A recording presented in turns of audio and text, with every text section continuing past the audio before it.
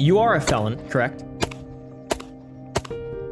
Incorrect. A felon would be convicted of a crime, correct? And serve jail time, correct? Yes, I believe so. That's the technical. But what if I was innocent?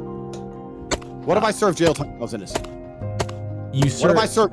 What if in a hypothetical scenario, what if I've served jail time because I didn't talk because I knew my boy wouldn't talk and I was just doing what a guy should do for his friend? Am I a felon by not ratting on my boy? I think in the eyes of the law, yes, but in your own belief and heart,